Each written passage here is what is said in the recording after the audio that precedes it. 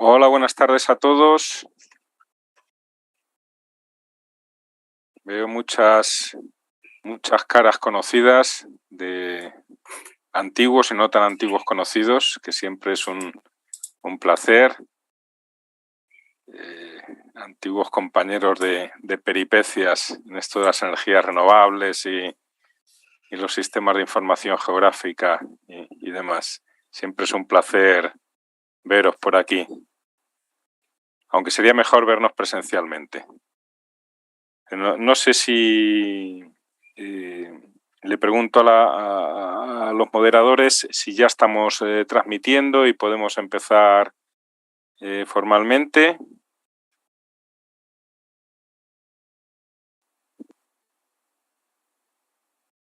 Ahí, a ver, el chat. Estamos ahora mismo 21, prácticamente estamos los previstos. Probablemente sabéis que había un problema en Cuba con una afección en la parte occidental por huracán que dejó anoche a la isla sin luz, aunque veo que al menos una persona de allá sí que se ha podido conectar, lo cual siempre es de agradecer. Pero bueno, en principio el evento es un evento de difusión internacional hacia Latinoamérica, va a quedar grabado en el canal de YouTube y bueno, desde ahí lo podrán visitar o consultar. Utilizando el chat se podrán plantear las preguntas que queráis. Igualmente, para las personas que nos puedan seguir desde YouTube o desde otras redes sociales, también podrán dejar ahí sus preguntas que nos irán pasando e intentaremos contestar en la medida de lo posible al final de la sesión. Aunque la sesión está prevista para 1h30, pues esperamos ser puntuales y desde luego no extendernos más allá de ese tiempo.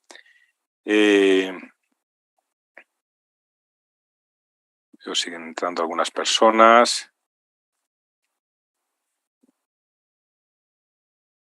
Es un gusto realmente veros por aquí, ver la respuesta que ha tenido la convocatoria. Es un auténtico placer.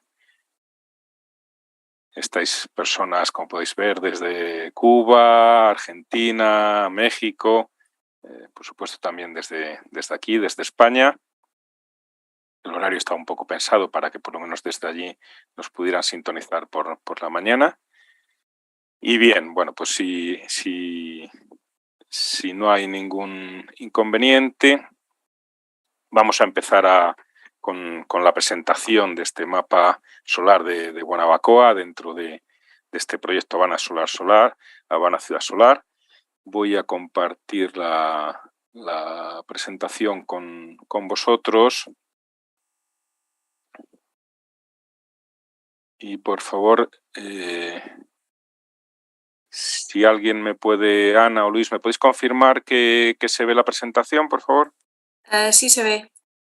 Vale. Perfecto. Bueno, pues como decía, buenas tardes a todos.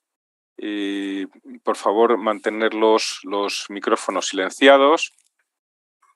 El motivo que nos ha hecho hacer este llamado, bueno, pues es hacer divulgación de este proyecto de Habana Ciudad Solar, en concreto de la tarea que dentro del proyecto ha desarrollado el CIEMAT, que es el mapa solar de Guanabacoa.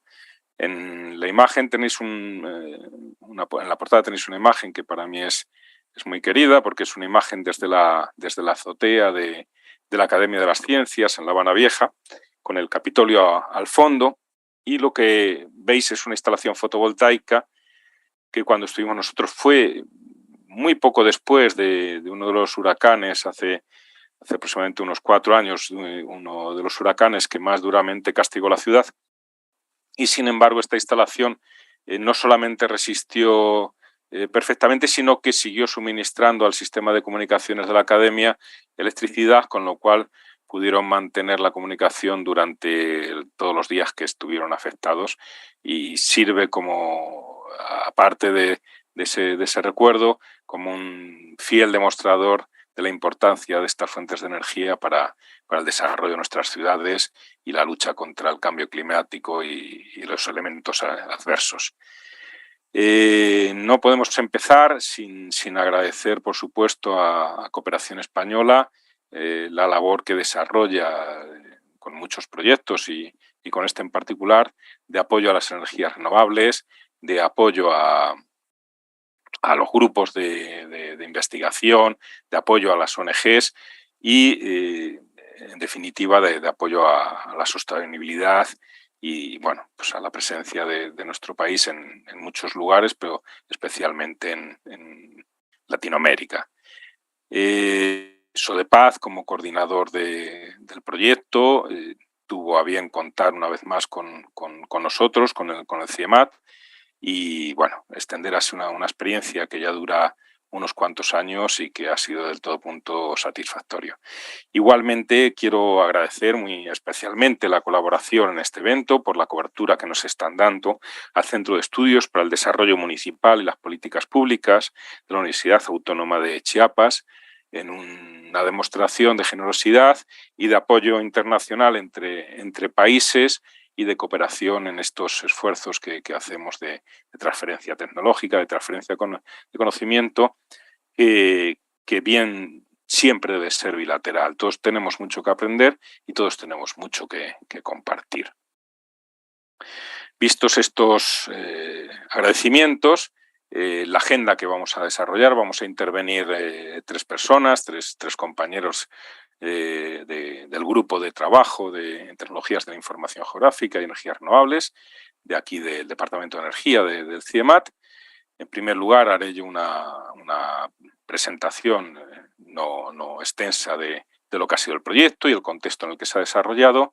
A continuación, mi compañero Luis Zarzalejo os hará una presentación de sus conocimientos, de sus valoraciones sobre la estimación de recursos solares y la importancia que tiene, y de algunas particularidades en el caso cubano.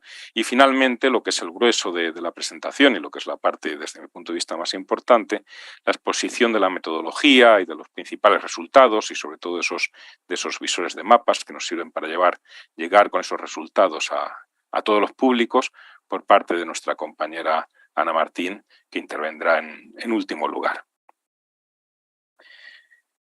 Este proyecto, cuando lo plantea Sodepaz a Cooperación Española, plantea directamente en el resumen ejecutivo del mismo esa intención de transitar hacia una ciudad sostenible energéticamente a partir de fuentes renovables de energía, como un reto cultural que va a requerir de la implantación de instalaciones, efectivamente, pero también de un sistema de formación, de transferencia, etcétera, de sensibilización de responsables públicos, en este caso municipales, y de aprendizaje y de mantenimiento sobre lo que son las instalaciones. Es decir, una transferencia completa que contribuya a ese desarrollo de la ciudad desde el punto de vista de la sostenibilidad y desde el punto de vista de la implementación en este caso, de tecnologías solares, de tecnologías renovables. Dentro de este planteamiento tan ambicioso, apoyado, como decía, por Cooperación Española, hay un objetivo que es en el que entra de lleno el CIEMAT a participar, que es tratar de trasladar, de desarrollar, a partir de nuestra experiencia metodológica, de nuestro modelo GESOLAR-RUB, tratar de hacer una adaptación de esa metodología, en la medida de lo posible, a la realidad del espacio que estamos analizando, la realidad de Cuba, la realidad de La Habana y, en específico, al área de diagnóstico que va a ser el municipio de Guanabacoa. Se trata de hacer una evaluación del potencial solar para la tecnología fotovoltaica y térmica, por lo tanto, para la generación de electricidad, pero también para la generación de agua caliente sanitaria, de ver cómo podemos analizar ese potencial en un municipio que ya os explicará mi compañera Ana Martín.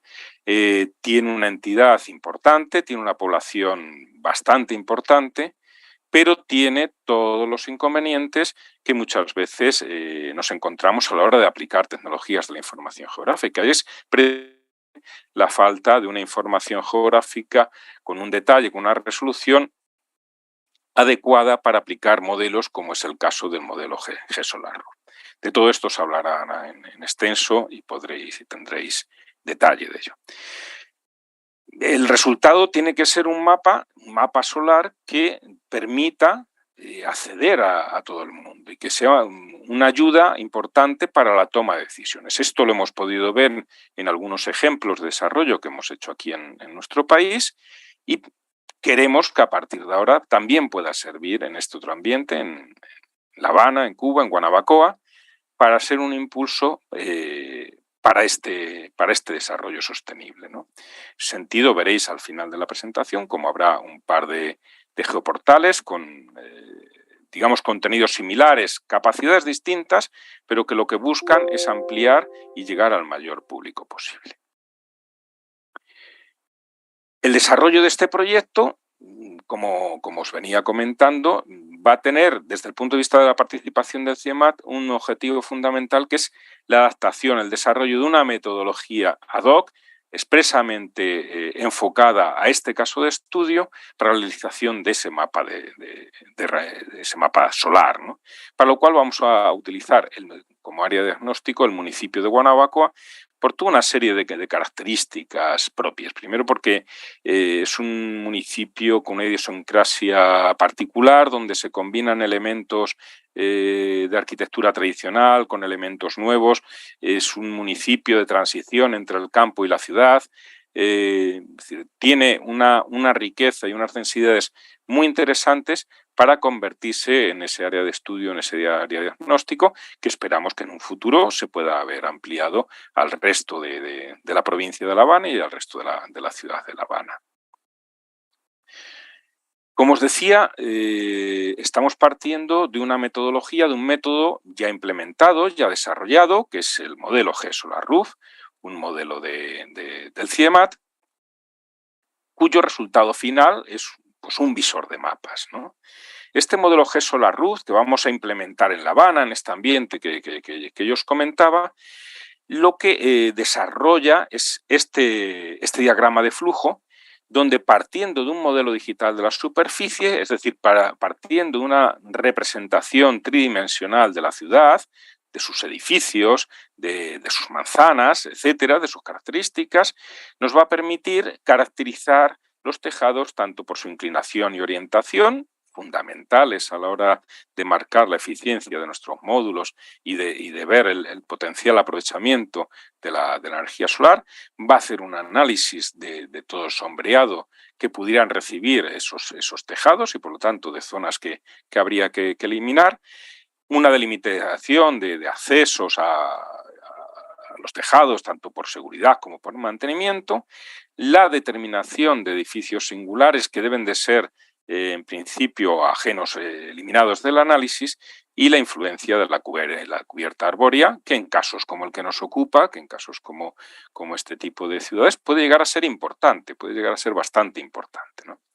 A partir de ahí, el modelo GESOLAR-RUF, tal y como está implementado y tal y como está desarrollado en nuestro país, lo que hace es una identificación de la superficie disponible en tejados, identificando aquellas cubiertas que pueden ser planas o inclinadas, que tendrán un comportamiento distinto a la hora de la instalación de los módulos. Esto, unido a la delimitación de parámetros atmosféricos y al análisis de la irradiación solar anual, nos va a permitir saber qué potencia podríamos instalar tanto para energía solar fotovoltaica como térmica y la energía que podríamos generar con ambas tecnologías. Y por lo tanto también saber qué emisiones de CO2 se podrían evitar. Este es el esquema base de lo que es GESOLAR-RUF, de lo que aplicamos nuestro grupo de investigación cuando hacemos un análisis, pero este es el esquema de partida, no va a ser el esquema que se ha desarrollado en Guanabacoa, que es el que os explicarán después. Esta información nosotros la estamos volcando en ese afán de compartir esa información. Y si por favor me podéis confirmar que se está viendo la web. ¿Correcto? Sí, se ve. Vale, gracias, Ana. Bien, esta web donde nosotros, de GESOLAR-RUF, donde nosotros volcamos los resultados, bueno, pues tiene una primera presentación del tipo de cosas que hacemos, de por qué existimos, etc. Y a continuación, si quiere entrar, podemos ver bueno, pues diferentes casos de aplicación y de estudio, diferentes proyectos, donde, entre otras cosas, aparte de descargarnos información, ver vídeos, etcétera, vamos a poder visualizar los resultados en forma de visores de mapas. Este es el caso, por ejemplo, de un polígono industrial en Extremadura, aquí en España. Javier, ¿Sí? se ve tu pantalla, pero no se ve la presentación PowerPoint, no se ve la navegación. Vale, ok. Sí, voy a dejar un momentín de compartir pantalla y retomo de nuevo. Bien, ¿me confirmáis por favor si ahora sí que se ve? Ahora perfecto, sí. Vale, muchas gracias, Luis. Bien, esto es un ejemplo de aplicación, como os venía diciendo, en un polígono industrial, por todo el tema de transmisión, etcétera, y de consumo de memoria gráfica. Ahora mismo puede que haya algún problema, que vaya un poquito lento, etcétera. Yo no sé exactamente cómo vosotros lo recibís a través de la transmisión, pero bueno, os invito en cualquier caso a que podáis visualizar nuestra página. Y a ver, aquí esta página GSolarRoof y juguéis con ella. Tenéis, aparte de un cuestionario de contacto, etcétera, tenéis información de muchos de los proyectos que han hecho alumnos nuestros, podéis descargar algunas de las memorias, etcétera. Y bueno, ahí tenéis, si queréis conocer el modelo más en detalle, es una oportunidad buena para poderlo ver. Vuelvo a la presentación y ya pongo el foco, después de esta muy breve introducción a GSolarRoof, ya pongo el foco en lo que es Habana Ciudad Solar. Posteriormente, insisto, os van a hacer un par de presentaciones de los 2 geoportales que se han desarrollado.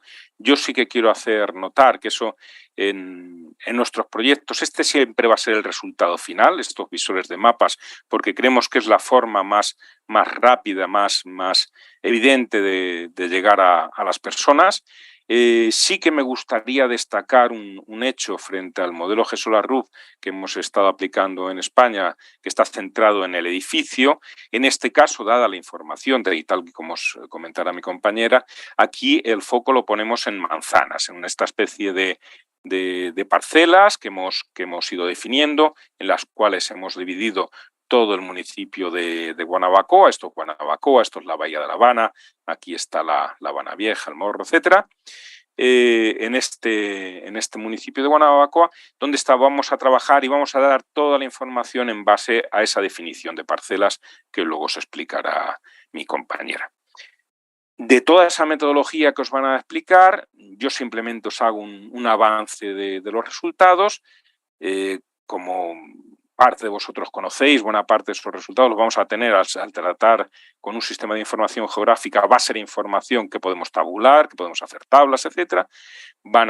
Como es el caso donde podemos ver pues superficie disponible para la instalación de paneles. Por ejemplo, tenemos que hay como 140 parcelas que tienen más de 2.000 metros cuadrados de tejado en toda el área urbana que hemos analizado, lo que está suponiendo pues más de 500 hectáreas de disponibilidad, que es un 28% del área urbana. Otra posible interpretación de los resultados, por ejemplo, aquí tenemos la potencia que podría ser instalada para módulos de silicio monocristalino.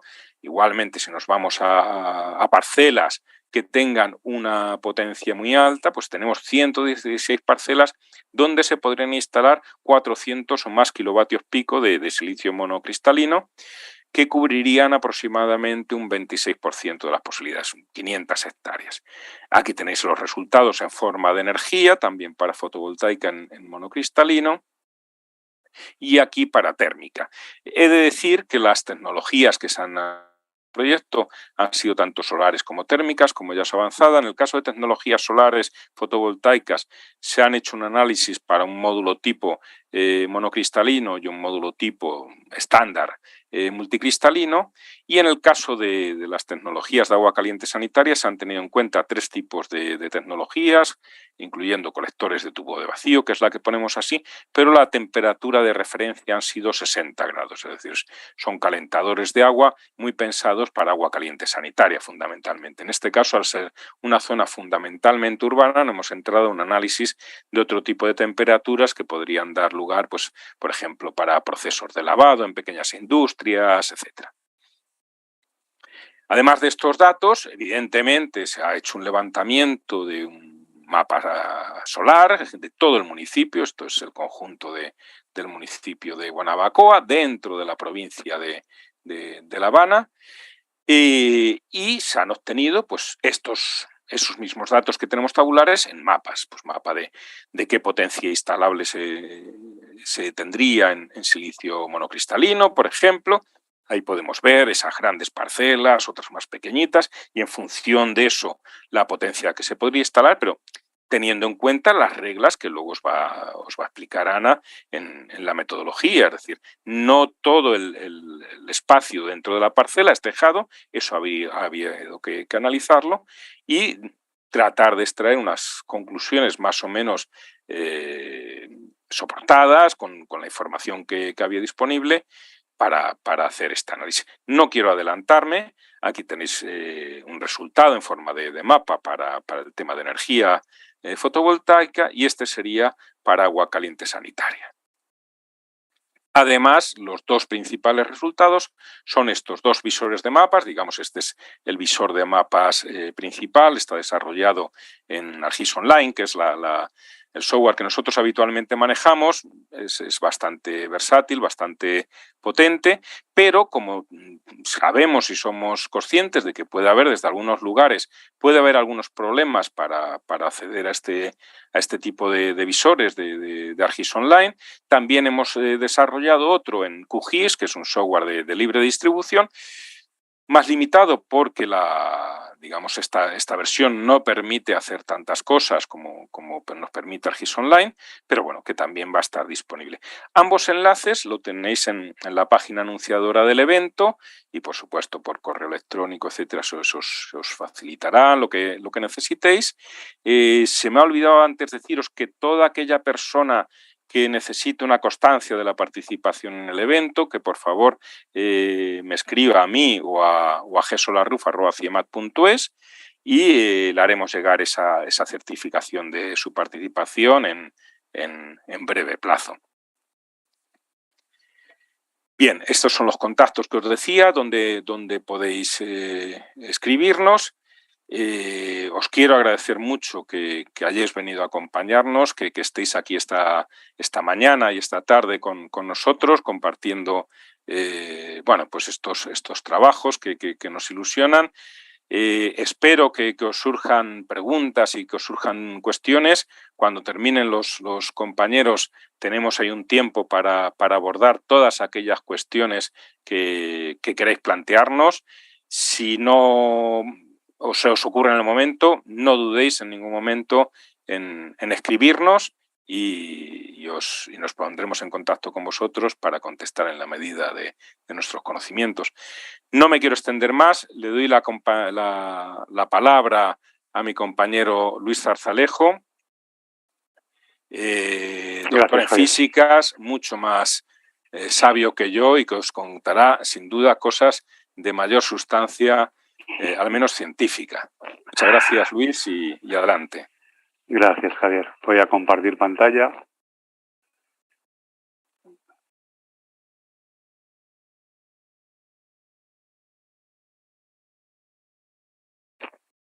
¿Me confirmáis que se ve correctamente? Correcto.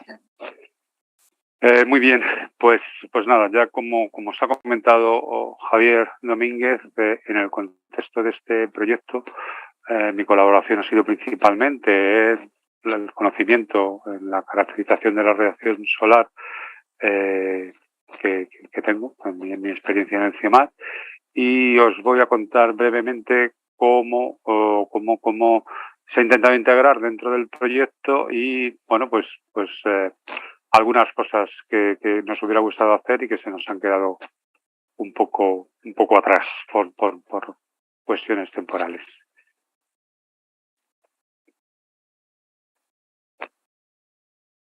Bien, me gustaría comenzar planteando una serie de cuestiones fundamentales a la hora de abordar un proyecto de aprovechamiento de la radiación solar, que es que evidentemente es el primer paso que debemos dar, y es tener un conocimiento de cuanta mayor calidad mejor de la radiación disponible en una localización concreta para el diseño, dimensionado, operación de ese sistema de aprovechamiento energético solar.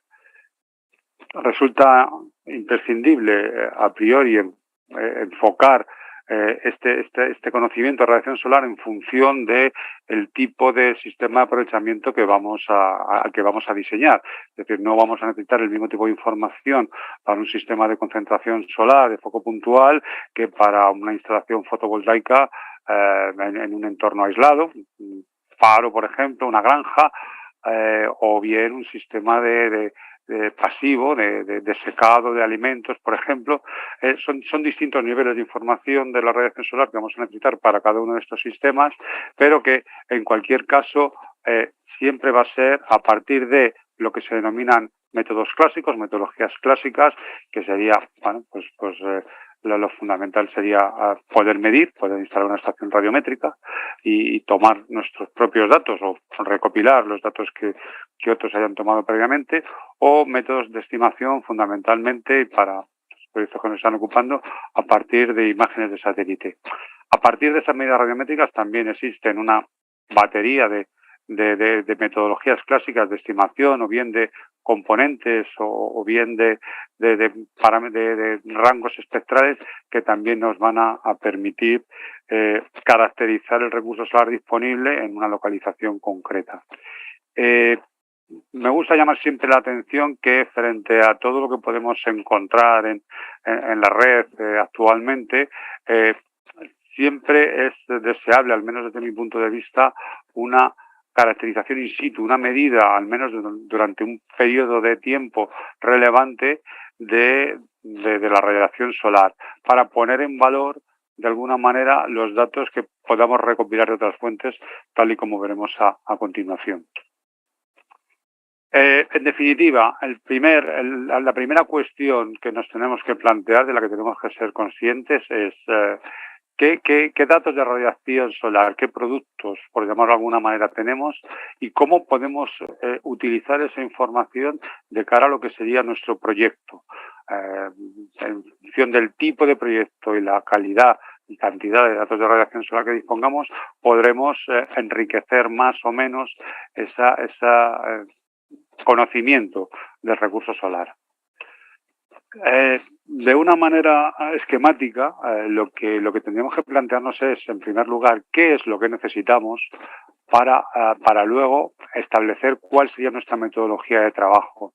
Si tenemos medidas o no las tenemos, si son de calidad o no lo son, si son suficientes o no, sería un conjunto de análisis de fuentes de información cruzadas que aplicaremos para evaluar el recurso solar disponible en una localización concreta en función de nuestras necesidades, en función de lo que nuestro sistema de aprovechamiento energético requiere. Este es un esquema clásico de actuación sobre la radiación solar, sobre los datos de radiación, la información de radiación solar que tenemos para evaluar adecuadamente el recurso solar disponible. Os presento aquí una imagen publicada ya hace unos cuantos años en varios manuales de NREL y de la Agencia Internacional de la Energía, un motivo por el cual está en inglés, que se establecen unas fases admitidas a nivel internacional de cuál serían el estudio y el análisis de un sistema solar desde el punto de vista de la valoración, ¿no? la prefactibilidad de nuestro sistema hasta la operación y mantenimiento de los datos que tenemos. En un principio, en cada una de estas 4 fases ordenadas del 1 al 4, vamos a necesitar generar más conocimiento para obtener al final del proceso un retorno mayor. Aparecen dólares, pero podrían aparecer vatios de alguna manera, vatios de trabajo, vatios de esfuerzo en las primeras fases para conseguir esos vatios que nos devuelva el sistema adecuadamente. En el caso concreto de que nos ocupa de Habana Ciudad Solar, digamos que casi que nos vamos a quedar en la primera fase, ¿no? Que es la de generar un mapa de recurso, con la diferencia frente a estas primeras fases para otro tipo de emprendimientos, con la diferencia que vamos a hacer, como veremos al final de la presentación, un post-tratamiento de toda esta información disponible de tal forma que bajemos al suelo, nunca mejor dicho, bajemos a las cubiertas, bajemos a la superficie de donde vamos a intentar instalar esos sistemas fundamentalmente fotovoltaicos o térmicos de consumo doméstico, de consumo en el barrio, en el municipio, y realmente vamos a cambiar un poco esas segunda y tercera fase. En el caso concreto de Habana Ciudad Solar, lo primero que hacemos dentro de estas fases es buscar qué datos tenemos modelados o datos medidos que nos permitan empezar a trabajar. Desde ese punto de vista y haciendo una búsqueda de información disponible, que no es mucha por cierto, encontramos este proyecto que Maides Bárcenas, Israel Borrajero y compañía plantearon, que sería la modelización de la radiación solar en función a la heliofanía, al número de horas de sol que se registraron en una serie de estaciones en la isla de Cuba. Aquí tenemos una representación de cuál es esa distribución de estaciones antes del 2004 y después del 2004 y cuáles son las estaciones que se utilizaron para la realización de estos mapas y aquellas que, bueno, pues por motivos de calidad de datos fundamentalmente o bien por proximidad a otras estaciones no fueron utilizadas. A partir de esta modelización clásica, en base a la heliofanía, los datos que se obtuvieron, los productos que se obtuvieron son pues este mapa, por ejemplo, de promedios anuales de radiación global sobre superficie horizontal, que lamentablemente no he conseguido digitalizarlo. Digamos que esto es una captura de imagen del documento de referencia y que ya nos da una primera aproximación en valores anuales. Más allá de los modelos clásicos, que a partir de la heliofanía cada vez son más utilizados los modelos basados en imágenes de satélite, modelos que requieren, que aprovechan la alta frecuencia y densidad de información, densidad espacial, distribución espacial de la información recibida, que no podríamos obtener por otras metodologías. En el caso concreto de la estimación de la radiación solar a partir de imágenes de satélite, vamos a utilizar la información que nos proporcionan los satélites meteorológicos geoestacionarios, aquellos que nos pueden ofrecer series de datos superponibles, mapas en nuestro caso, con una cobertura temporal extensa. En el caso de Europa, por ejemplo, el sistema de satélites europeos es Meteosat, va por la segunda, tercera generación, ya están operativas. La diferencia entre unas y otras son fundamentalmente las bandas radiométricas que detectan, el número de canales que tienen y resolución espaciotemporal. Es un satélite que orbita, como veis en la imagen, a 0 grados de longitud, 0 latitud, y que da una cobertura global sobre Europa y África fundamentalmente. En el caso de América, del continente americano, tenemos el sistema GOES, el sistema americano, que funciona fundamentalmente con 2 satélites, el satélite cuya órbita toma las imágenes en el oeste y el satélite que toma las imágenes en el este. En el caso concreto de Cuba, estas son las imágenes que más nos van a interesar y que han dado lugar a trabajos como el de Israel Borrajero para la determinación de la radiación solar en Cuba a partir de imágenes de satélite GOES. Los resultados de este proyecto, de este trabajo, tampoco lamentablemente los tengo digitalizados y tan solo he tenido acceso a lo que es las imágenes que vienen en el trabajo. De igual manera que con el mapa anterior, este sería, por ejemplo, el mapa de radiación global sobre una superficie horizontal acumulada en enero de 2004. Teniendo una base de datos suficientemente extensa desde el punto de vista temporal, se podría conseguir una mejor caracterización en formato de mapa de este recurso, pero, insisto, lamentablemente no dispongo de esa información. En cualquier caso, tanto en los mapas casi todos los mapas basados en imágenes de satélite depende de la resolución espacial. La resolución del mapa depende de la resolución espacial de la imagen del satélite y estaríamos hablando del entorno de de varios kilómetros cuadrados. Siempre es posible, como veremos también a continuación, realizar un postproceso de esta información e incrementar esa resolución espacial.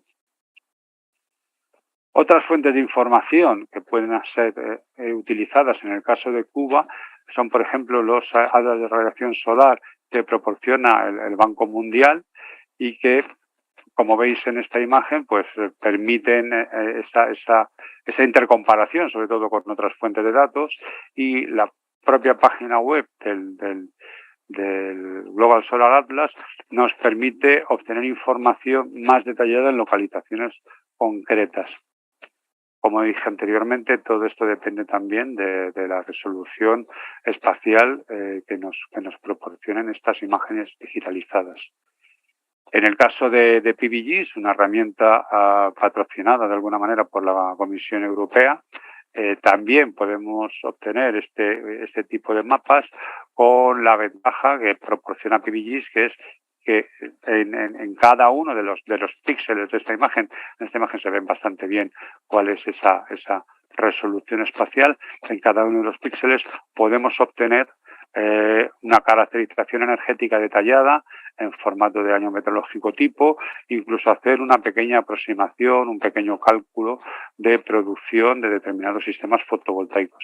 PBGIS es evidentemente para uso fotovoltaico fundamentalmente, pero como os digo, se pueden descargar datos, se puede descargar información sobre el recurso solar puro y duro. Otras fuentes de información, en este caso de pago, es el software Meteorón, es un sistema informático que utiliza información de modelos satelitales y la cruza con información de estaciones radiométricas a lo largo y ancho de todo el mundo. En el caso de Cuba, que es el que os estoy mostrando, tan solo utiliza información de 3 estaciones apenas, 4 estaciones meteorológicas que no radiométricas, para hacer un ajuste local que va un poco más allá de lo que sería la información que nos proporciona el satélite. Es decir, la información de la imagen del satélite nos permite con la resolución espacial que os comentaba, que en el satélite ofrecer unos datos, pero el reajuste de esa información basada en datos locales siempre aporta un valor añadido a esa información. En el caso concreto de La Habana, estábamos hablando de lo que sería la información que tenemos a nivel global en la isla de Cuba. En el caso concreto de La Habana, ¿de qué fuentes de información tenemos? Pues lamentablemente no tenemos ninguna fuente de información añadida, más allá de estos mapas que os he presentado.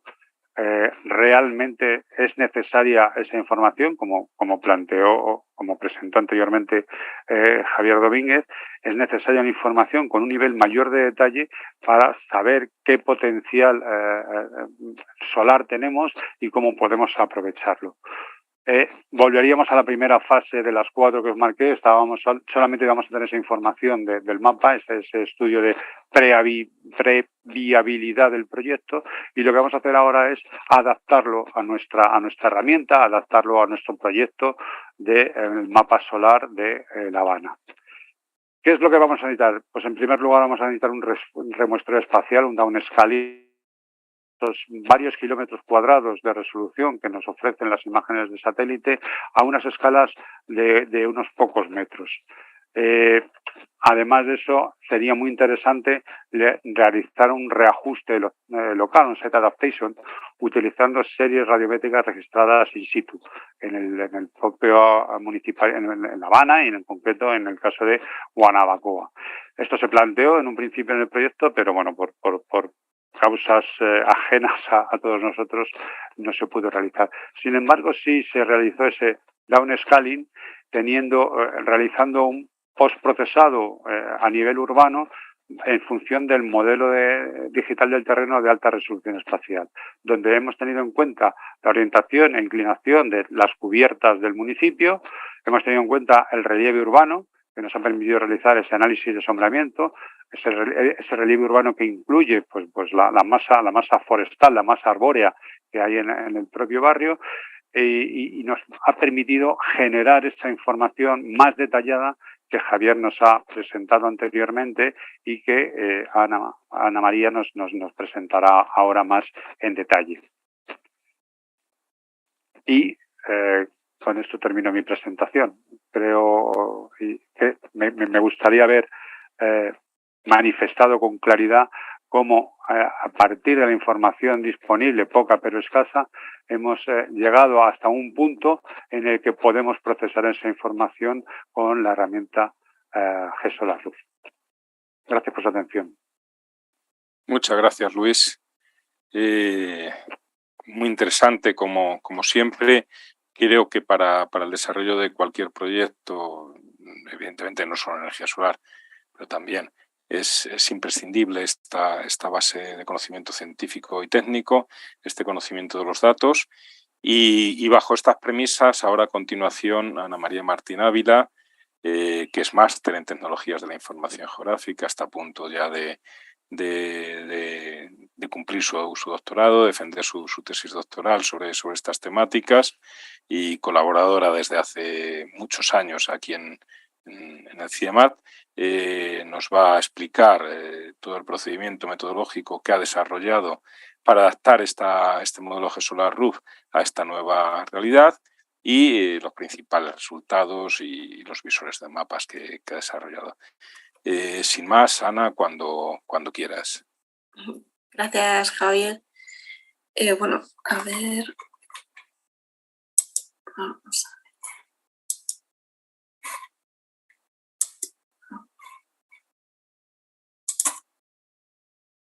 ¿Lo veis? Sí, lo ve. Sí, perfecto. Vale. Gracias. Vale, gracias. Bueno, como hemos visto, el principal objetivo de este proyecto sobre tejados solares es evaluar la capacidad para generar energía en los entornos urbanos, aprovechando el espacio útil que proporcionan los tejados para instalar paneles. Para cuantificar este tipo de recursos, nos apoyamos en las herramientas de información geográfica y en el uso de tecnologías de detección remota como las imágenes de satélites, con las que intentamos establecer cuál es la superficie disponible en el tejado de los edificios. Entonces, yo voy a mostraros un poco el trabajo realizado para el desarrollo del mapa solar de Guanabacoa y explicar la metodología que se ha seguido. En general, veremos una revisión de las fuentes de información, describimos la metodología del análisis del potencial solar de Guanabacoa, el procedimiento de caracterización del área urbana, los parámetros aplicados para el cálculo de la superficie de tejados, por supuesto la radiación solar y el potencial fotovoltaico y térmico, para finalmente presentar un poco los visores donde están volcados los mapas de los resultados. Guanabacoa, bueno, ya lo he dicho antes, es un municipio de la provincia de La Habana que está situado en el norte de lo que en Cuba se llama la región occidental de Cuba. El municipio, cercano a la bahía de La Habana, actualmente tiene casi 128.000 habitantes. Es uno de los municipios de mayor extensión de la provincia y tiene unos 130 kilómetros cuadrados. Está constituido por 8 consejos populares y la superficie del municipio más urbanizada se concentra principalmente en la zona oeste, que representa aproximadamente el 16% de su territorio. Luego, según se va hacia el este, hay una zona periurbana, hasta que la zona más hacia el oeste, como puede ser Minas Barrera o incluso parte de Peñalver, Bacuranao, es quizás la zona rural. En este estudio se ha incluido también algunas zonas, pequeños núcleos urbanos que hay en este área.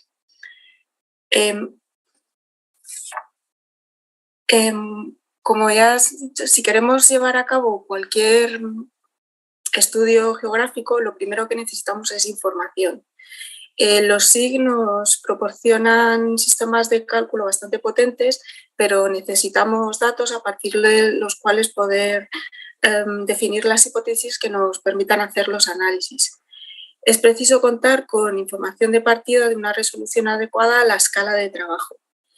En este caso hemos tenido que realizar una amplia búsqueda en diferentes infraestructuras de datos espaciales y bases de datos cartográficas internacionales que, aunque nos pueden proporcionar datos globales de la zona, no suelen contener información urbana a la escala que necesitamos. Por ello, en lo referente a la base cartográfica, hemos utilizado la información disponible en OpenStreetMap, que distribuye los datos que generan bajo una licencia abierta. El portal web de OpenStreetMap permite descargar capas de datos como carreteras, hidrografía, límites administrativos. También puede contener información de usos del suelo y la localización de determinados lugares o puntos de interés. Es posible descargar solamente una zona o también se puede descargar toda la información que tiene sobre Cuba. La información está agrupada en capas de líneas, puntos, polígonos, y después de procesar toda la información, principalmente hemos utilizado el entramado de la red viaria y la localización de algunos edificios del municipio, aunque también como complemento nos ha ayudado la clasificación de los usos del suelo urbano que presentan algunos de sus polígonos.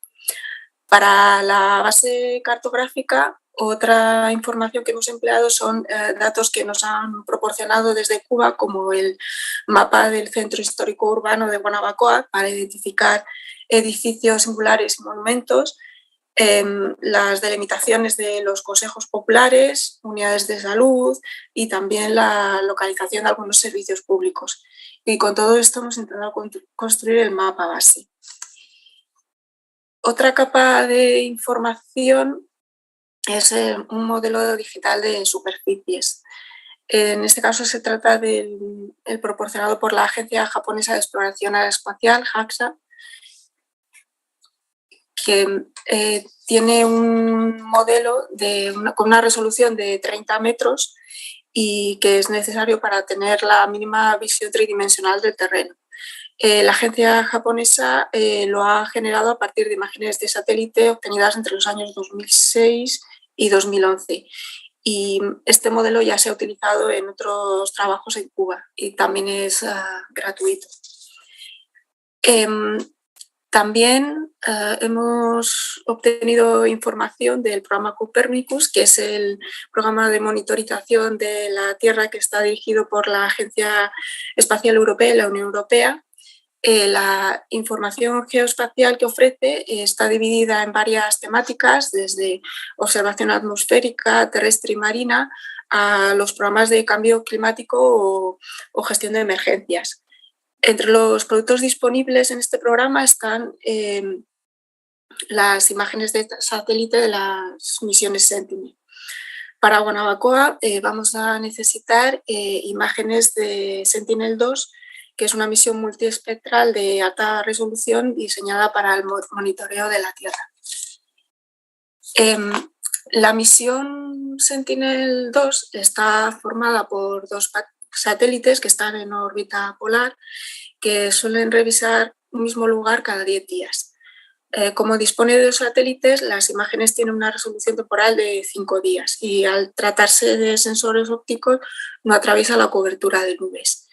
Las imágenes representan valores de reflectancia a nivel de la superficie, están disponibles en diferentes grados de procesamiento y utilizaremos las que tienen nivel de procesado 2, a las que se les ha aplicado ya una corrección atmosférica y están corregidas geométricamente y también pueden ser georreferenciadas.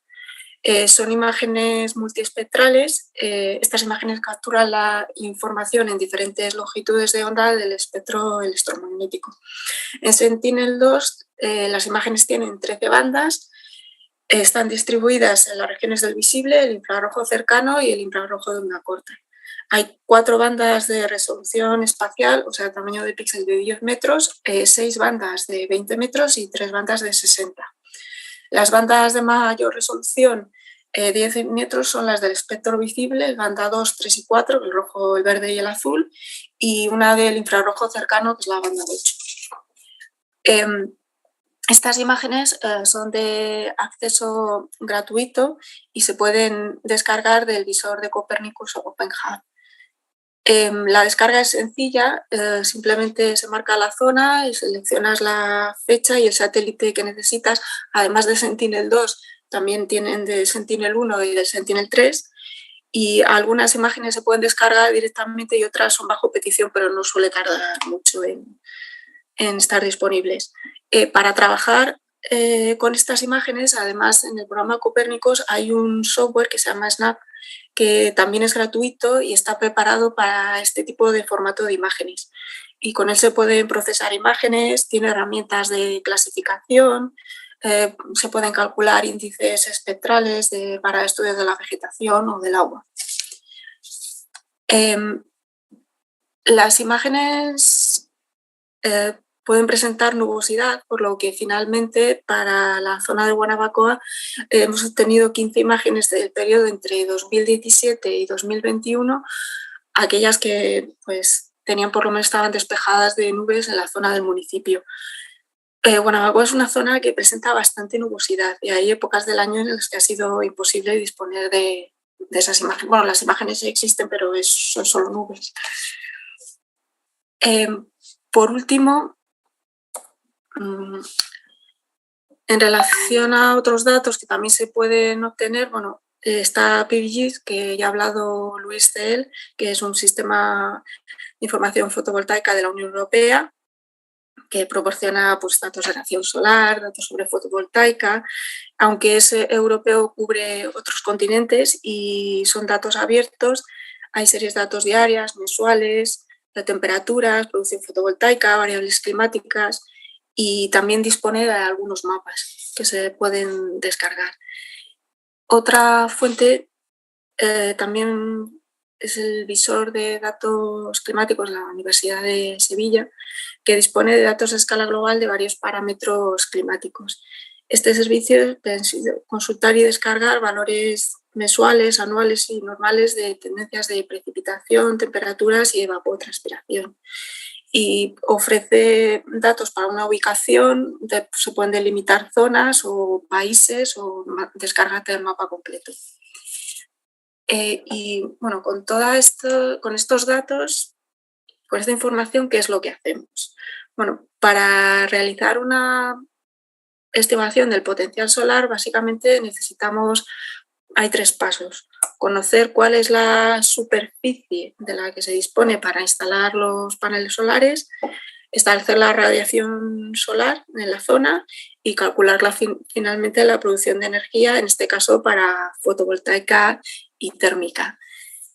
En la evaluación del potencial solar de los edificios, primero se define cuál es la superficie de tejado. En general, para determinar esa superficie, solemos disponer de cartografía urbana proporcionada por el catastro o de infraestructuras de datos espaciales regionales o de los ayuntamientos. Con la cartografía se obtiene la localización de los edificios, la superficie que ocupan, además de información complementaria como el tipo de construcciones, su altura o el uso de los mismos. Sin embargo, en el municipio de Guanabacoa la única cartografía es la proporcionada por OpenStreetMap, que para el núcleo urbano únicamente dispone de los polígonos de algunos edificios, que es insuficiente para calcular el área construida. Otra alternativa suele ser determinar el área edificada mediante la clasificación de imágenes de satélite multiespectrales. Aunque con la resolución de 10, 20 o 60 metros que presentan las bandas de las imágenes de Sentinel-2 podría llegar a extraerse un poco la zona construida, la vegetación o las masas de agua, pero con ella solo tendríamos una estimación global para todo el municipio.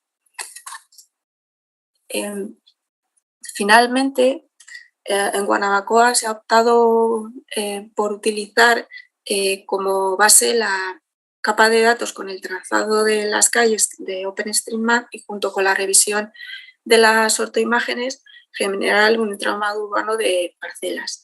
Cada unidad está formada principalmente por manzanas, con en ocasiones algunas subdivisiones de las mismas cuando la tipología de los edificios o el entorno lo ha requerido.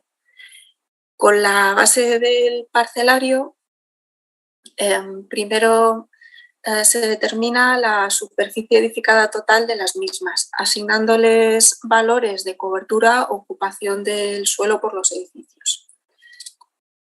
El porcentaje de la superficie de las parcelas ocupadas por edificios se establece mediante la interpretación de las ortoimágenes directamente. Se realiza una estimación en la que se han establecido unos rangos para el porcentaje de construcción mínimo o máximo por tipo de ocupación. Para identificar los diferentes tipos se ha tomado como referencia las clases para zonas urbanas del mapa Urbanaldas de cobertura y usos del suelo del programa Copernicus. A continuación, una vez más o menos definida cuál es la superficie que está construida, a las parcelas les asocia el uso de los edificios.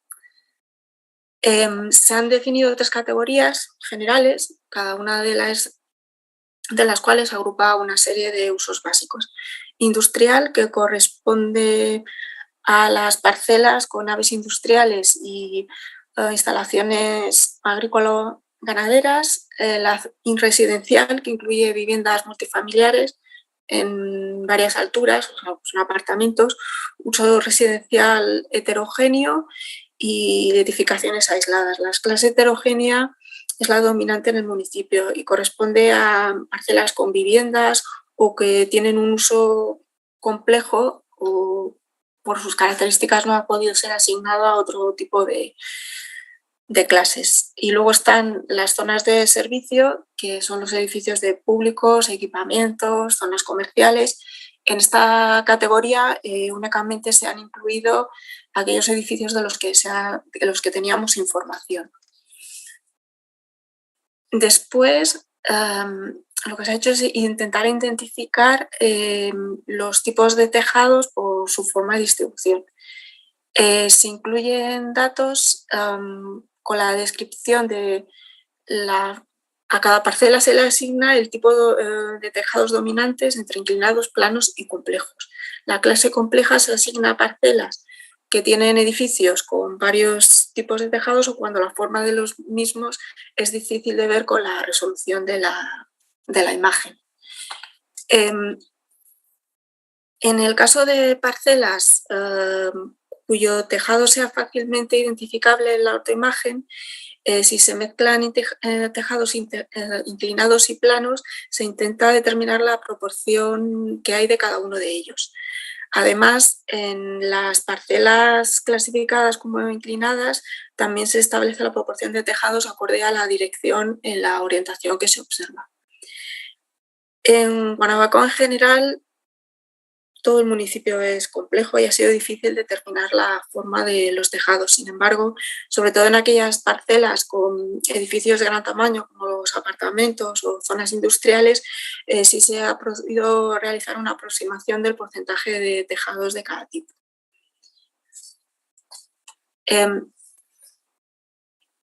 También se ha evaluado la presencia de zonas arboladas que puedan sombrear los edificios e impedir el aprovechamiento de la radiación solar.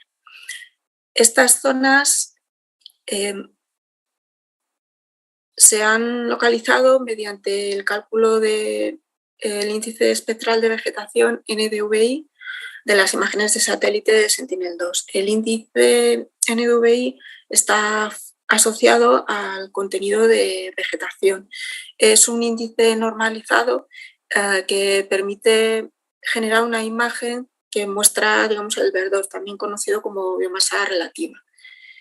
Este índice aprovecha el contraste de características entre dos bandas multiespectrales, la absorción del pigmento de clorofila en la banda roja y la alta reflectividad del material de las plantas en la banda del infrarrojo cercano.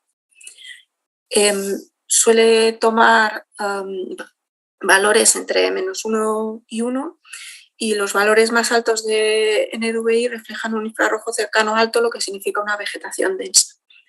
Generalmente los valores por debajo de hasta 0 suelen ser las zonas de agua, hasta 0,1 es el suelo, es el terreno, la arena, la nieve también está en esa zona, la roca. Entre 0,2 y 0,5 suelen ser pastizales, cultivos, zonas arbustivas o cultivos senescentes, y ya por encima de esos valores ya representan la vegetación densa o incluso las selvas tropicales. Sin embargo, esto es una aproximación general y siempre es importante tener en cuenta las estaciones, el tipo de plantas que hay y las peculiaridades regionales para interpretar adecuadamente los valores. El clima de Cuba se diferencia principalmente de dos temporadas, una lluviosa de mayo a octubre más o menos y otra de poco lluviosa de noviembre a abril. En este caso se ha determinado para todas las imágenes Sentinel-2 el índice de vegetación y seleccionado a continuación aquellos píxeles que corresponden a la vegetación alta o el arbolado. El objetivo es identificar estas zonas en los recintos urbanos, por lo que se revisan los resultados obtenidos para seleccionar tantos rangos de NDVI correspondientes al arbolado y la imagen que proporciona los resultados más ajustados. Tomando como referencia de NDVI el valor umbral central de 0,5 para separar los edificios y el terreno de la vegetación alta o arbolado, se realizan pruebas con las imágenes con valores cercanos a 0,5 desde un mínimo de 0,4 hasta 0,6 con un intervalo de 0,05. Para Guanabacoa se analiza el índice de las 15 imágenes clasificadas en las dos clases de edificio, terreno y arbolado según los 5 rangos establecidos. La evaluación de la precisión de esta clasificación del arbolado la realizamos con una matriz de confusión. La matriz se construye a partir de una serie de puntos de control identificados según las clases a considerar y mostrar la exactitud de la clasificación realizada en las imágenes comparándolas con el grupo de puntos de referencia que representan el tipo real del terreno. La matriz se mide la concordancia de los resultados analizando el porcentaje de acuerdo y el coeficiente kappa, y estos índices suelen oscilar entre 0 y 1 con un valor 1 que corresponde, se acerca al 100% de exactitud. De las 15 imágenes, finalmente se han seleccionado 3 con coeficientes kappa superiores a 0,8 y los valores umbrales de la clasificación del arbolado que presentan están entre 0,4 y 0,5. Como las imágenes obtenidas tienen valores muy parecidos de concordancia, para poder seleccionar finalmente la imagen más adecuada, se extraen varias parcelas del municipio con diferentes coberturas de árboles para un poco acotar mejor los resultados. Entonces, como base se han utilizado los intervalos de ocupación del suelo de las parcelas urbanas. Hemos seleccionado 10 parcelas para cada tipo y revisado las muestras comparando la superficie calculada de arbolado con la que se observa en la ortoimagen y seleccionando aquellas imágenes en las que se ha obtenido mayor coincidencia entre ambas superficies en un mayor número de parcelas. Las dos imágenes finales que se han incluido son del mes de abril del año 2019 y 2020. Son las que mejores resultados han obtenido. La diferencia más destacada entre las imágenes suele corresponder a manzanas que tienen baja ocupación del suelo, donde en los terrenos despejados puede darse valores, hay una mayor presencia de vegetación baja en determinadas épocas del año cuyo verdor puede confundirse con el arbolado.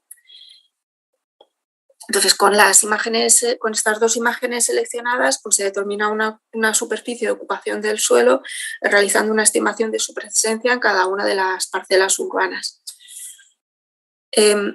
Con el área edificada que hemos observado, la caracterización de los edificios y un poco la distribución del arbolado, pues se puede intentar establecer cuál es la superficie de tejados disponibles. Hay que considerar los elementos de los edificios que no corresponden a los tejados, a aquellas zonas de los mismos que no son adecuadas para las instalaciones solares, las sombras que pueden cubrir los tejados ocasionados por edificios en las masas de árboles, la forma y la distribución de las cubiertas también disminuyen la superficie aprovechable. Entonces, partiendo de la información básica asignada a las parcelas urbanas, para estimar el área utilizable se aplican coeficientes o factores de reducción sobre la superficie media construida de las parcelas para intentar incluir todos esos condicionantes. Los coeficientes empleados pueden variar dependiendo de las características del entorno urbano que se esté analizando. No siempre tienen que ser los mismos. Y también depende mucho de la información que se disponga en cada caso para poder definirlos. En Guanabacoa se han incluido restricciones que tienen que ver con las cubiertas, o sea, se ha eliminado superficie ocupada por edificios que no corresponden a tejados, como pueden ser patios u otros elementos constructivos. Se han utilizado restricciones de construcción que representan elementos que hay en los tejados, como las chimeneas, instalaciones de climatización, depósitos de agua, puede haber escaleras, ventanas, antenas. Dependiendo del uso de los edificios, se realiza una estimación de los posibles elementos que se podían encontrar en cada uno de ellos. Se han tenido en cuenta el estado de los tejados, representando aquellos edificios que pueden estar en ruinas o cuyos tejados se observa que están dañados o en mal estado. Si el edificio son edificios protegidos, porque en ellos se supone que no se van a instalar paneles. Y también se han definido restricciones para las sombras. Se ha tenido en cuenta el efecto de las sombras generadas por posibles objetos en los tejados, secciones del propio edificio o los edificios cercanos y el arbolado, por supuesto. Se considera la posibilidad de zonas sombreadas según el tipo de edificio y la composición del entorno urbano en el que está. Y por último, se ha tenido en cuenta la forma de los tejados, es decir, la inclinación y la orientación de los mismos. Estimada la superficie de tejados disponibles, el siguiente paso es el cálculo de la radiación. Para analizar la radiación solar hay que tener en cuenta factores que son responsables de la atenuación de la cantidad que finalmente puede alcanzar los tejados. La topografía, los agentes atmosféricos, las variaciones estacionales son factores principales que afectan a la distribución espacial de la radiación solar. Para el cálculo de la radiación hemos empleado el procedimiento incluido en nuestro modelo GeoSolarRoof, utilizando como datos de entrada, en este caso, el modelo digital de superficie que tiene resolución de 30 metros de la Agencia Aeroespacial Japonesa, que nos proporciona una estimación de la radiación sobre el terreno. Una de las características del modelo de radiación es que incluye factores relacionados con las condiciones atmosféricas a lo largo del año para ajustar el cálculo de la radiación solar. En general, las herramientas geográficas permiten calcular la radiación por defecto si existieran condiciones de cielo despejado todo el año, aunque ofrecen la posibilidad de añadir algunos parámetros si se dispone de la información para poder hacerlo.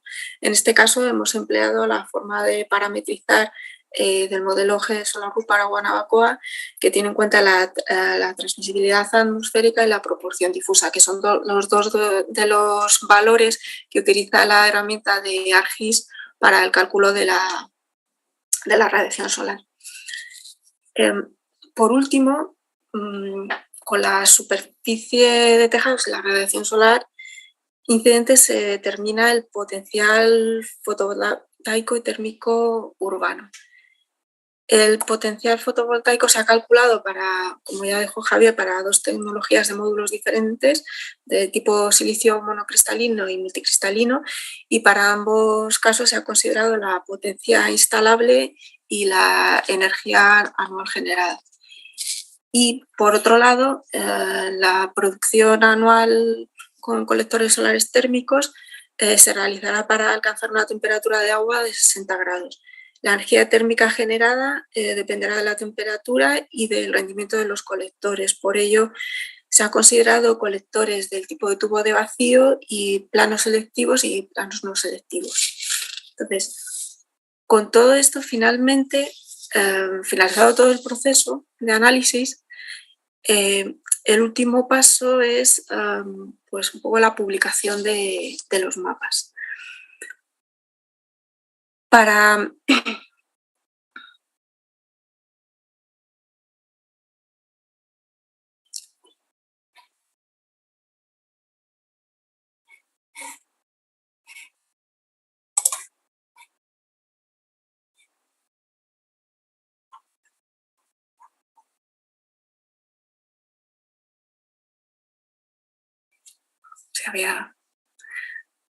para la representación de los resultados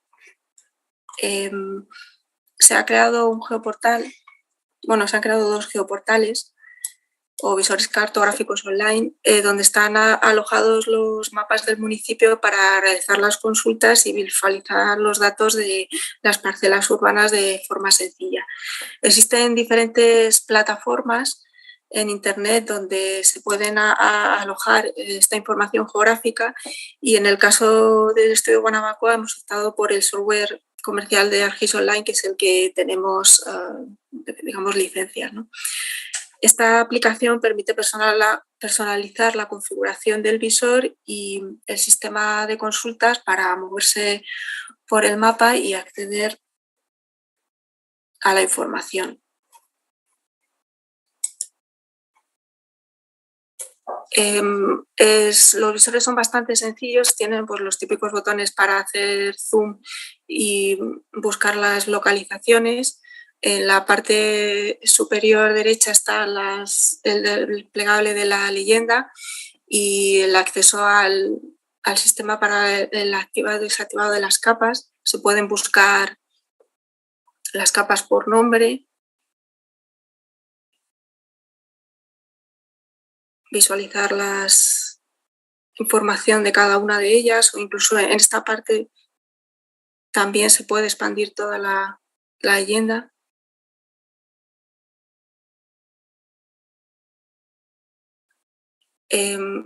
Además de eso, pues también dispone de botones para hacer algunas pequeñas mediciones sobre el mapa de superficies, distancias o marcar la localización de un punto.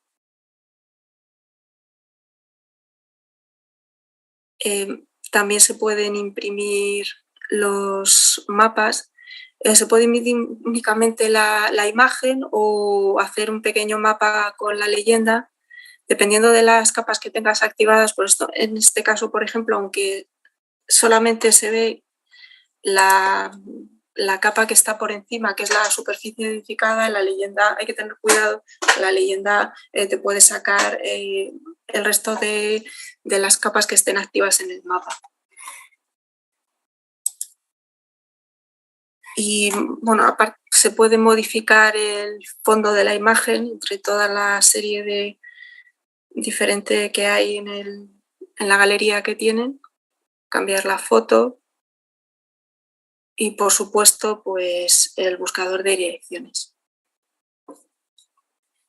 Pero quizás lo más característico de este visor es la posibilidad de consultar la información de las parcelas, a ver qué despliegue, marcando cada una de ellas, pues se puede visualizar toda la información que corresponde a ese recinto, desde la superficie que tiene la parcela, cuál es el cálculo que se ha hecho de la ocupación por edificios y el tejado que se puede disponer, aparte de los resultados correspondientes a fotovoltaica y térmica. Además de este visor,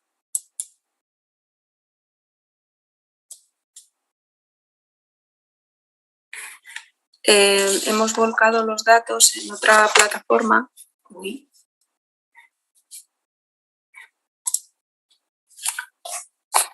Es QGIS. QGIS es un software, un software de acceso libre que tiene un portal donde se pueden subir los mapas. En este caso tienen una sección que puede subir de forma libre hasta 50 megas de mapas. Este, por ejemplo, ocupa como 9. Y esta parte es mucho más sencilla. También tienen otro servicio que es una versión comercial que tiene más aplicaciones. Se han volcado los mismos mapas de usos, solo que en este no tiene las ventanas emergentes y entonces para poder consultar la información hay que activar la capa correspondiente y la información está separada. O sea, por ejemplo, en este caso la superficie edificada, o si quieres consultar los datos de energía de fotovoltaica. Eso sí, se han puesto los valores de ambas tecnologías, pero es mucho más sencillo y no permite, o por lo menos en la parte libre, no permite hacer las ventanas emergentes. No tiene más botones. También en la parte superior derecha tiene una pequeña herramienta para hacer medidas y el buscador de direcciones. No mucho más. También se pueden desplegar las capas en ese menú. Y un poco hasta aquí os puedo contar. Muchas gracias. Pues muchas gracias, Ana, por tu extensa y profunda explicación. Toda esta información va a estar disponible. ¿Me escucháis, Ana? Ahora mejor. Ahora sí, te oía. Perfecto, sí. Decía que muchas gracias por la explicación. ¿Puedes dejar, por favor, de compartir sí. pantalla? ¿Dónde estoy? Porque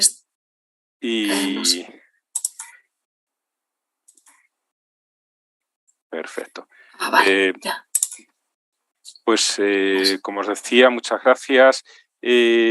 Toda esta información, toda la explicación que os ha dado Ana, estará disponible en no mucho tiempo en el informe del proyecto que publicaremos dentro de la colección Informes Técnicos CIEMAT, en la editorial CIEMAT, y será, por supuesto, de acceso libre. Pondremos los enlaces para que todo el mundo lo divulgaremos lo más posible, para que se pueda descargar. En la propia página del evento había una pequeña comunicación que hemos realizado hace pocas semanas en Zaragoza, aquí en España, en un congreso de tecnologías de la información geográfica. También había un póster y los dos enlaces a los dos buscadores, al de ArcGIS, que digamos es el principal, y al de QGIS, también los tenéis en la propia página del evento. En cualquier caso, como os decía al principio, cualquier cuestión que queráis hacernos por correo, pues estaremos encantados de recibirla. Durante las presentaciones ha habido algunas preguntas, etcétera, que hemos ido contestando sobre la marcha. Se preguntaba pues, sobre el tema del coste de electrificación, etcétera. Pregunta Pablo Fife cuál es la página del evento. Bueno, todos la habéis utilizado porque es donde os habéis inscrito. De todas formas, voy a intentar recuperarla, porque de memoria el enlace no me lo sé, aunque es intuitivo, y os la pego aquí en el chat.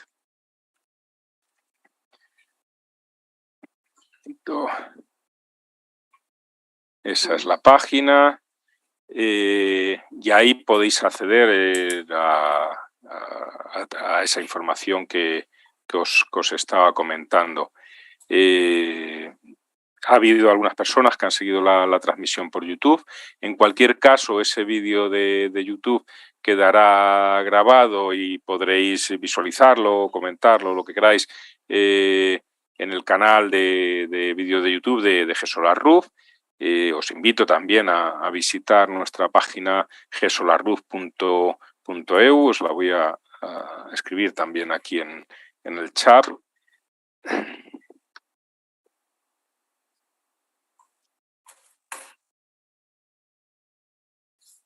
Donde tenéis no información de este proyecto, porque es hoy cuando lo estamos presentando. Bueno, he puesto las dos barras al revés, pero tenéis información de los otros proyectos, informes, etcétera. Esperemos que en un breve plazo también tengamos el documento de tesis doctoral de Ana Martín, donde bueno, pues también la Universidad Complutense, que es donde se defenderá, lo hará público en su momento.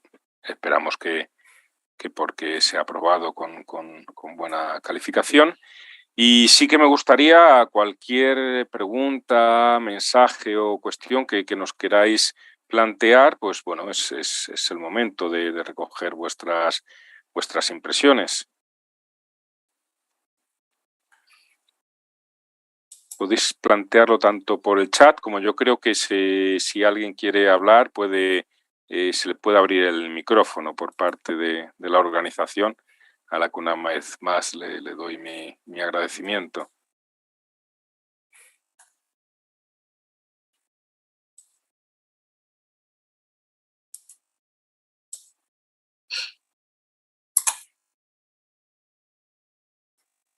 Es posible que yo a lo mejor no tenga la visión de todos. No sé si hay alguna persona que... Hay una mano por ahí. Sí, Paul Manrique. Dorian, no sé si se puede habilitar los micrófonos de la gente que quiere intervenir, por favor. O a lo mejor lo puedo hacer yo incluso. A pesar de que trabajemos en tecnologías, hay veces que tampoco... No tengo yo Tiene que ser la organización. Ya lo pude activar, Javier. Perfecto, ya está. Paul, lo tienes a tu disposición.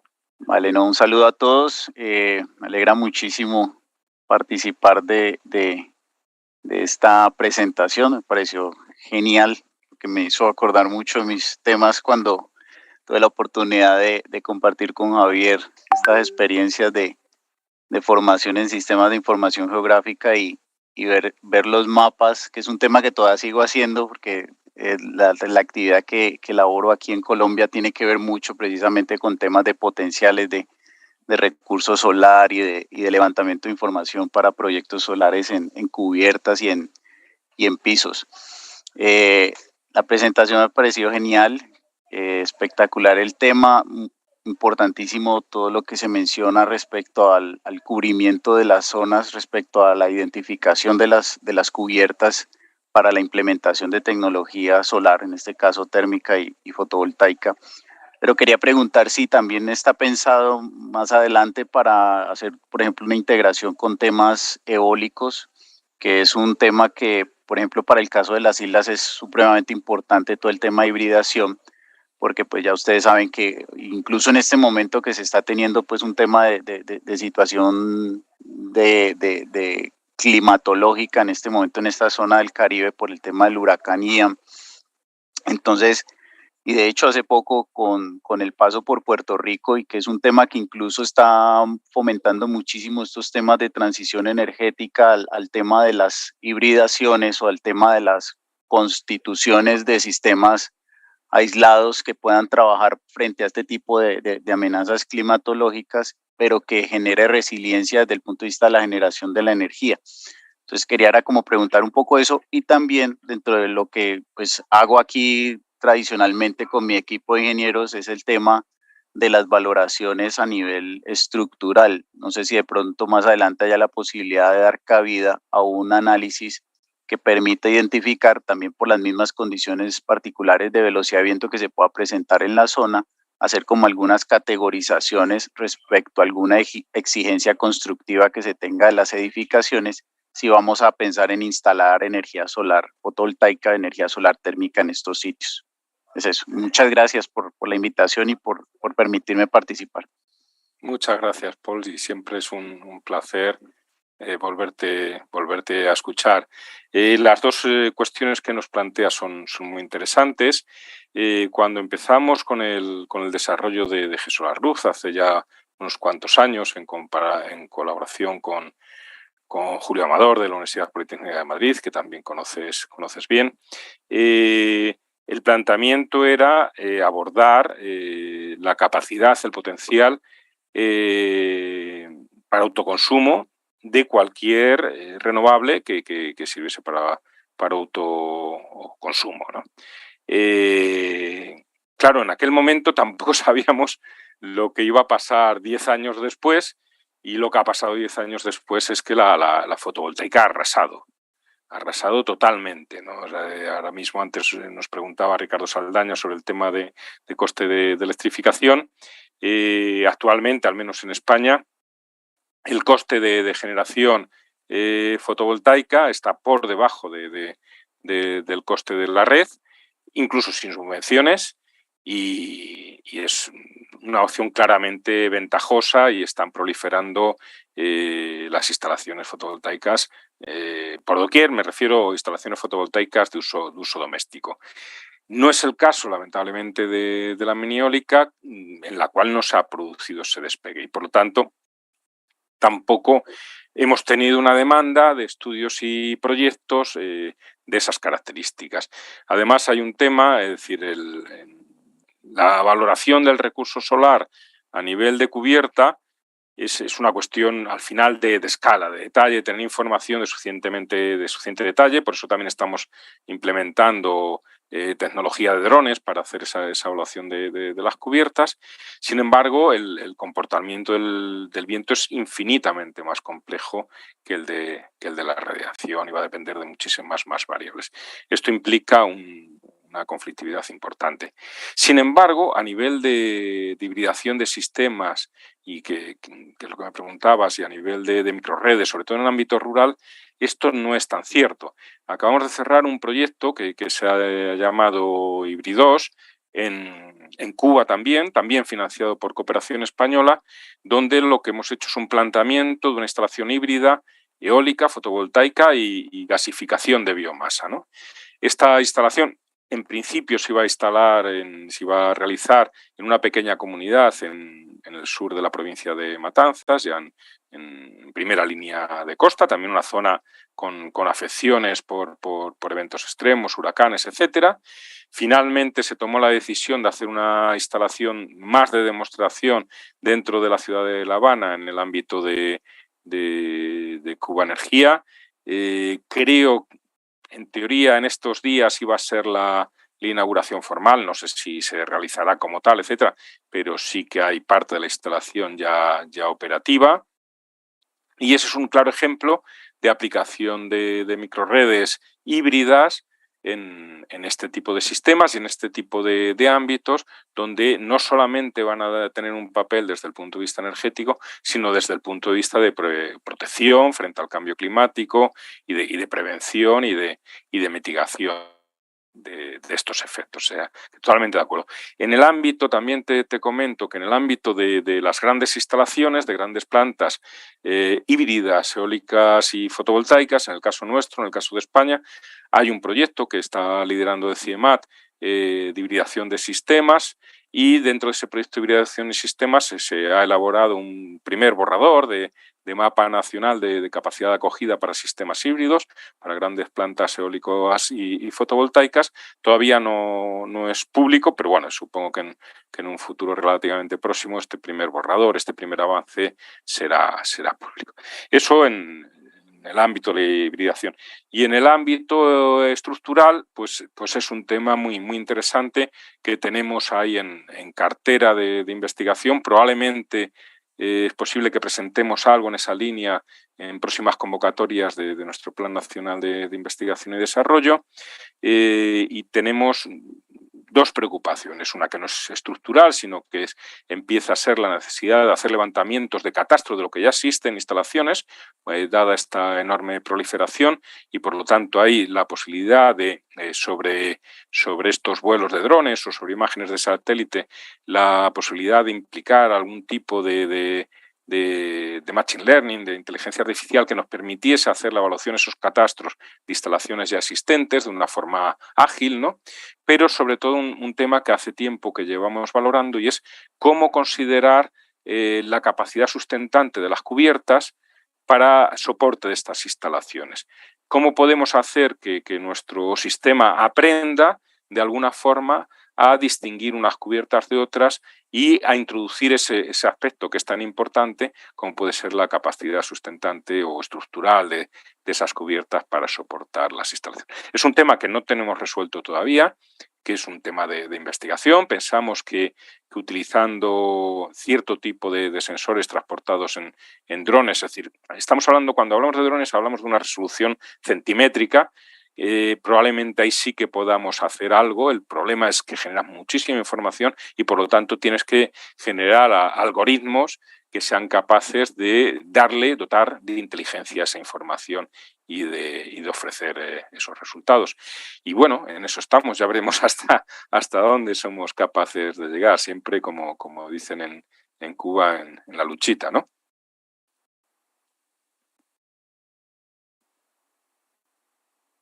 No sé si hay más cuestiones.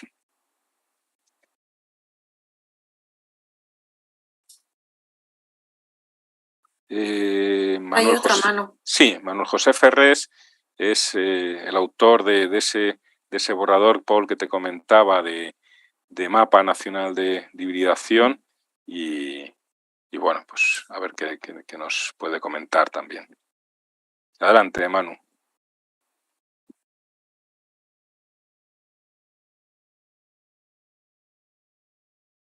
Sí. ¿Tienes? ¿Ahora? Sí, ahora sí. Ahora, perfecto. Vale. Nada, que escucho mi hibridación y he dicho... Esta es la mía. Esta es la mía. No, nada, yo sin más quería daros la enhorabuena por el proyecto, que me ha parecido súper interesante y yo lo vi ahí un poquito de pasada. El año pasado fue, ¿no? Sí.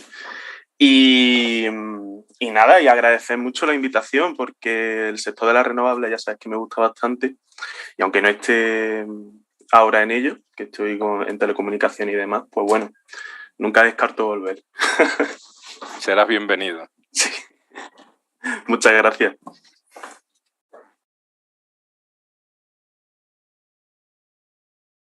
¿Alguna cuestión más?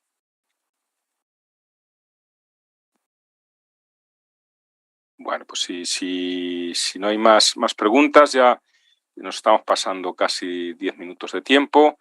Agradeceros la amabilidad que habéis tenido de compartir este rato con nosotros y de interesaros por nuestro trabajo. Y bueno, aquí estamos a vuestra disposición y que tengáis muy buen día, muy buena tarde y muchas gracias una vez más a CEDES de la UNACH por el apoyo que nos han ofrecido y a todos vosotros por haber participado. Muchas gracias y buenas tardes. Gracias a todos. Buenas tardes.